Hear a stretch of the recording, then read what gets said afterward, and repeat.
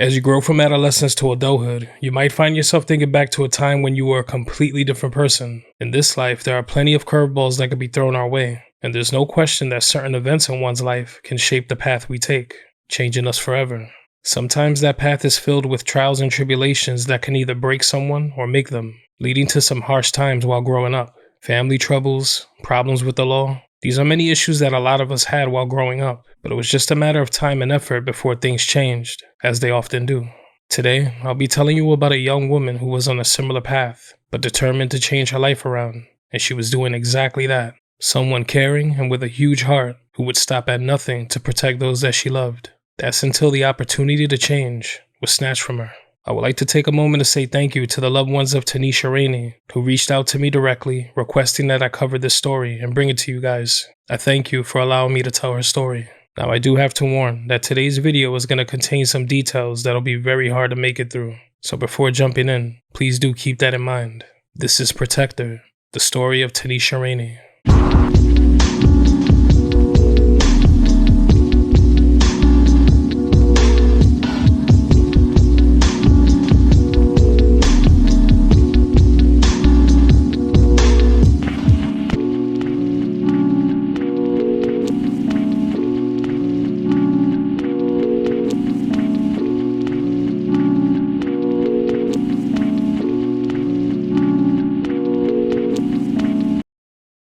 Tanisha Rainey was born on April 21st of 1975 and resided on Long Island, New York.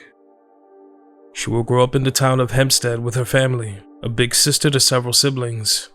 Growing up, Tanisha was known as a caring, protective sister, someone who would always be there to stand up for her family whenever they needed it.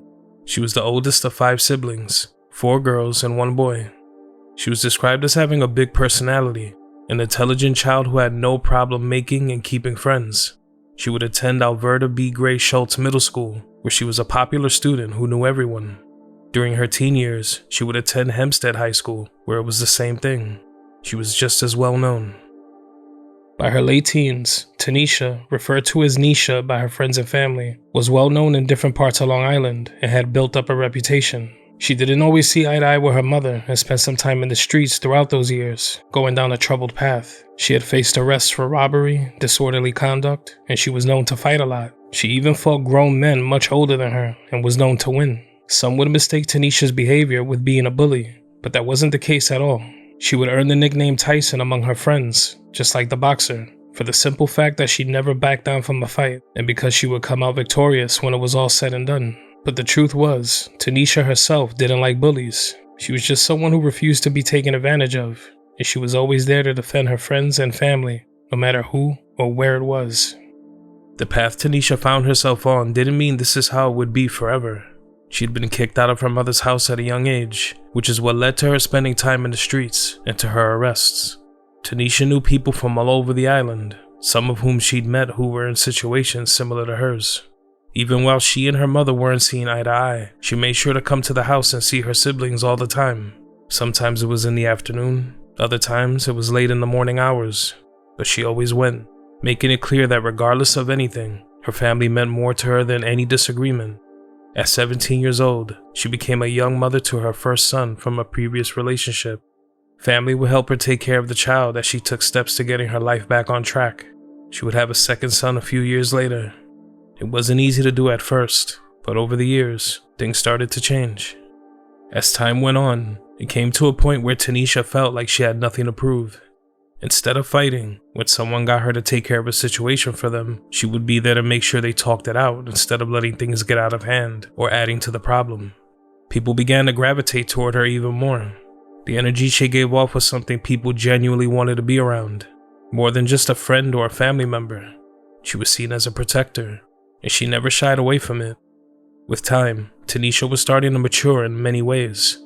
She had now graduated high school and started to attend Nassau Community College, step 1 to landing a good career and taking care of her children. She loved them dearly. Being that she had always been the type to watch over her loved ones, when it came to her children, it was no different. She also often referred to her younger siblings as her own kids, always willing to look after them and come to their defense whenever they needed that. She would often take one of her little sisters everywhere she went. She always called her her daughter. Her loved ones meant everything to her.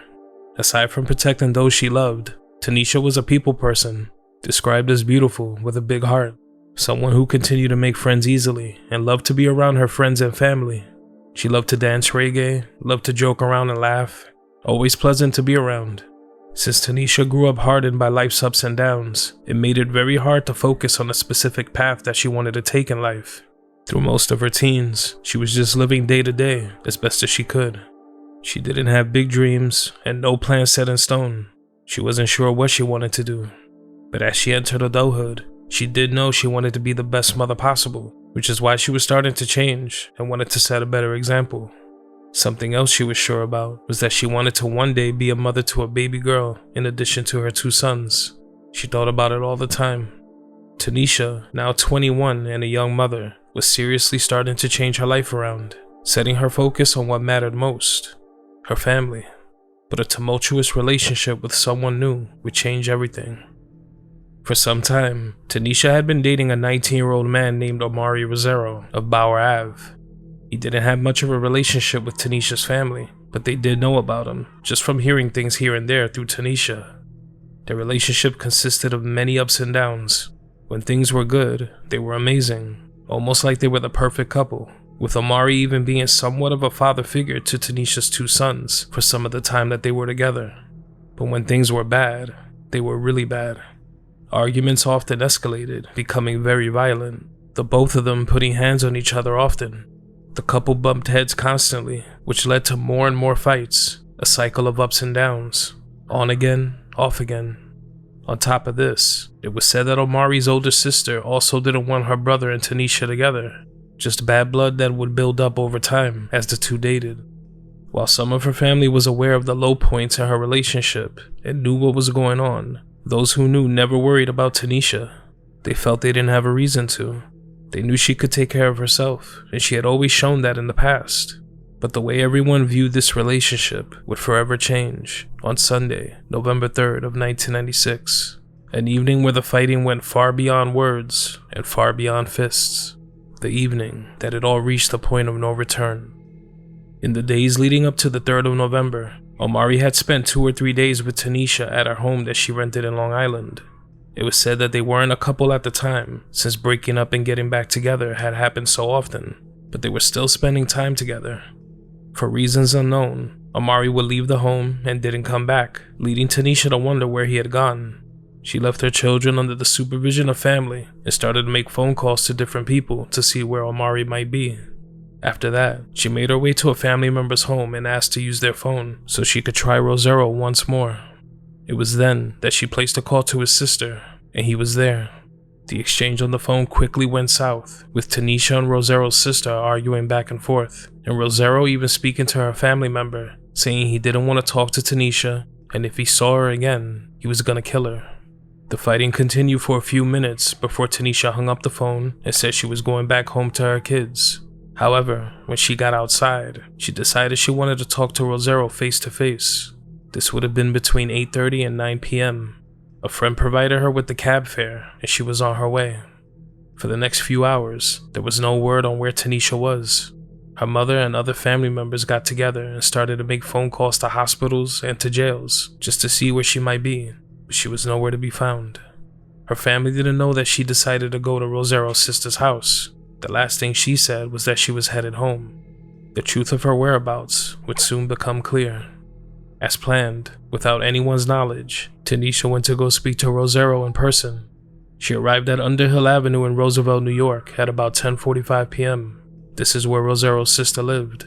She was led upstairs by a downstairs neighbor since his sister lived in a 2-family home. It was said that this is where Rosero might have been staying on and off. When Tanisha got upstairs, those same neighbors, an elderly couple, would hear arguing, and it sounded like it was a fight that was escalating rather quickly. Clear to them that there were fists being thrown, and that there was an intense physical altercation happening just feet away.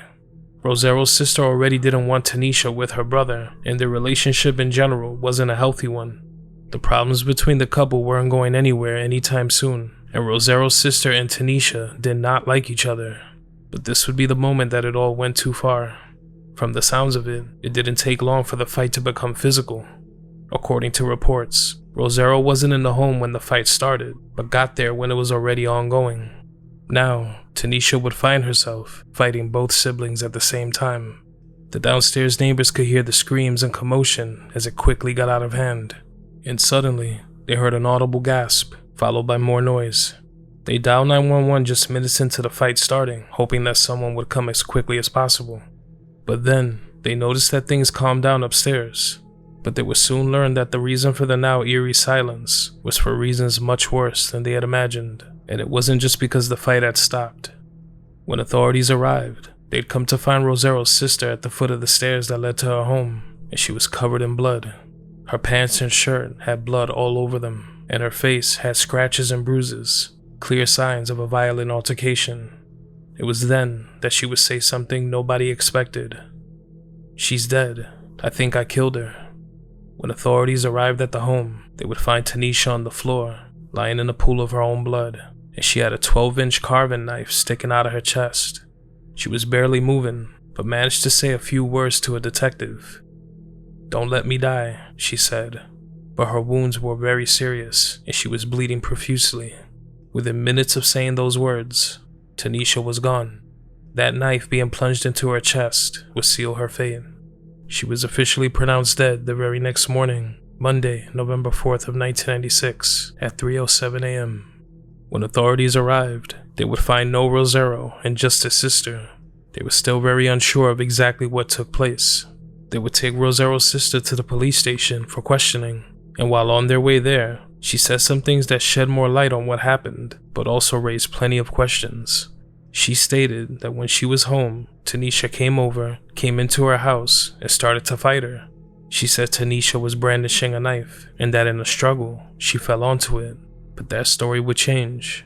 In a separate written statement, she would also say that Rosero was indeed in the home when everything unfolded, participating in the fight from the beginning, even if at first it was stated that he arrived later. She said that as she fought Tanisha off, she saw her brother's arm come from next to her and strike Tanisha in the chest. When she looked down, she saw the handle of the knife sticking from out of her. This would lead to authorities tracking down Rosero and asking for his version of events.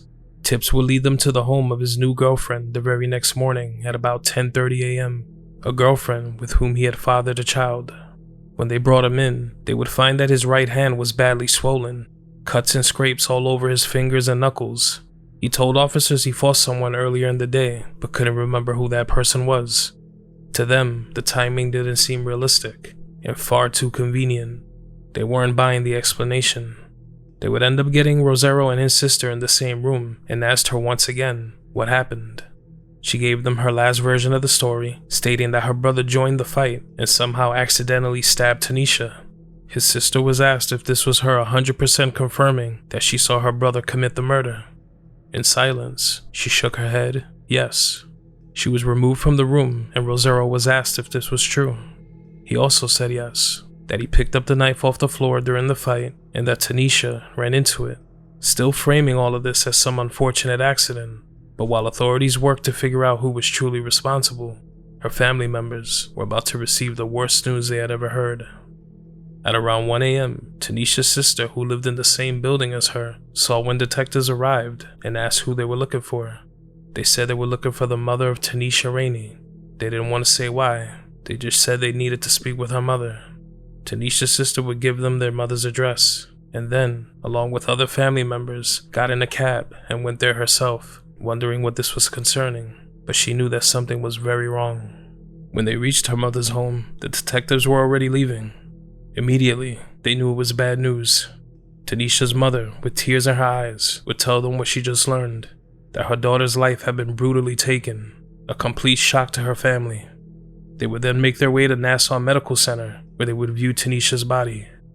To add more to the shock that they already felt, her mother and sister would see that when her body was revealed, she still had the knife that killed her sticking out of her chest, despite articles stating that the knife had been recovered. It was one thing to know that she was gone, but to see the weapon still inside of her, it was just about as awful as you might imagine. Her mother would immediately burst into tears the second she saw it. In just a matter of hours, everything changed. Tanisha, a loving friend, sister, and mother, was gone. It wouldn't take long for the horrible news to make its way around, and it hit everyone extremely hard. Anywhere Tanisha stepped, she made friends. People from all over the island were distraught when they learned of what happened. Everyone from friends to teachers in complete disbelief. As Tanisha's story made it all over the news and into the newspapers, more shocking news would be revealed. Of course, an autopsy was performed to see what else besides the obvious could have contributed to her death. It was then that authorities learned Tanisha didn't die alone. She was 3 months pregnant. According to blood tests, the child was going to be a baby girl, just like she always wanted, and Omari Rosero was the father. In fact, he knew she was pregnant and knew that he was the father. It didn't stop him from making threats on her life. 2 lives lost at once. In the aftermath of her life being taken, the news continued to spread, shocking anyone who heard it. Articles that were published had the spelling on Tanisha's name wrong and didn't have her correct age. You'll notice that in the clip shown, she's listed as 19 years old. She was 21, not 19. Tanisha's young sister, whom looked up to her and did everything with her, was left in a grief-stricken, depressed state. Just a child at the time, she found it difficult to navigate those feelings. The road to closure wouldn't be an easy one, and it was the same for anyone else who knew her. Now came one of the hardest parts of all of this to overcome: a final farewell. A service was held for Tanisha Rainey on Tuesday, November 12th of 1996, at the Faith Baptist Church in Hempstead. It was said that the line to get into the service stretched outside of the church and onto the block. Family, friends, and former teachers were all in attendance. On the inside, the service was so packed with people that there was barely any room for anyone to stand. Wall to wall, just people crying hysterically and sharing stories of their time with Tanisha. Her mother was clearly visibly upset and still in a state of shock, but she refused to cry at the service, doing her best to keep it together for the rest of her children. Much easier said than done. Tanisha's sisters tried their best to recite poetry and sing songs in her memory at her service, but the grief was far too heavy. They couldn't do it. They would only make it a few words before breaking down into more tears. They knew this would be their last time saying goodbye, a harsh reality that they never saw coming. Her body would then be laid to rest at a cemetery on Long Island, New York. By late 1997, a trial was underway for Omari Rosero. The defense would say that Tanisha was an ex-girlfriend looking to win Rosero back, which is what led to her visiting his sister's house and the tragedy unfolding. But it was also already known that she was pregnant with his child, and he was spending time with her often right before it all happened, which didn't add up. There was clearly more to the story. Of course, there was also the multiple changes in the story from his sister, making it clear that there was something to hide. Witnesses who testified on the stand included Tanisha's family member, whom Rosero spoke to that evening before it all happened, the same person that he told he would kill Tanisha the next time he saw her. While in the courtroom, that family member would refer to Tanisha by her nickname, Tyson, catching the judge off guard. It turns out he had known Tanisha. When she had run into trouble with the law in the past, he was the same judge who presided over her case. He knew she had problems with the law before, but he had also grown a liking to her, knowing just how bright and charismatic she truly was. As he heard the details of how her life was taken, even he couldn't hold back his tears. The couple who lived downstairs from Rosero's sister also testified, telling a jury everything they saw and heard that night. They spoke of the screaming, the fighting, and the loud gasp, likely the moment the knife was used to take Tanisha's life. The entire ordeal would leave the couple in fear for their safety. They moved from the location shortly after. They just found it impossible to stay there while knowing about the horror that unfolded right above them. An expert connected to the medical examiner's office would state that they believed Tanisha was likely on the floor when she was stabbed, which changed everything when it came to the stories told by Rosero and his sister. It was also stated that the knife wasn't brought by Tanisha at all. Rosero's sister was using it to cut a pizza when Tanisha arrived. That's the weapon that was used. Tanisha also had a footprint on her face, indicating that she was stomped on while already on the floor. With the multiple versions of events given, it made many feel that Rosero might have not been the one who actually stabbed Tanisha. The different stories made loved ones and authorities feel that Rosero was just taking the blame for his sister since she had children. At the same time, it was hard to put the heinous act past him since he had made those threats before, specifically just a few hours before Tanisha drew her last breath, even if it was his sister who was found with all the blood all over her clothes, despite what she said when authorities first arrived. Despite the different accounts, Rosero is who was officially being charged with the crime. And on Thursday, January 22nd of 1998, he was found guilty of second-degree murder. He would later be sentenced to 25 years to life in prison for the brutal slaying of Tanisha Rainey. While in prison, he's garnered a reputation as a high-ranking gang member, convicted of crimes he was said to have helped orchestrate from the inside. He's been eligible for parole since October of 2024, and his earliest release date is set to June of 2026, less than a year from this video's release. Many might say that Tanisha had a certain lifestyle, and that's how trouble found her, or she found it. But just think about your own family, the ones that you can always call if you need it, or maybe some of your friends, maybe even yourself. Plenty of us had those moments or carried ourselves in a similar fashion. Fighting, dropping out of school, spending more time in the streets than we should. Sometimes when that's all you're surrounded by, it's all you know. When you factor in family issues, it can truly be an uphill battle, something that requires time to shed and break out of. Sometimes you really don't know someone's life or what they go through unless you walk a mile in their shoes. Tanisha left behind many friends and family members who still mourn her today. Different individuals from all walks of life who all thought positively of her and knew she was the person you wanted by your side when things got crazy. Someone who cared about her friends and family and was there for them no matter what or who it was. She was a young woman looking to straighten out her life, a young mother, a sister, a daughter, a friend, a protector, and she should still be here today. Instead, one monstrous act will put an end to anything she had planned for her future. While the person responsible can go on to be released from prison and live his life as if nothing ever happened, Tanisha never will. And that's a reality that is still devastating for those who loved her, something impossible to truly ever overcome.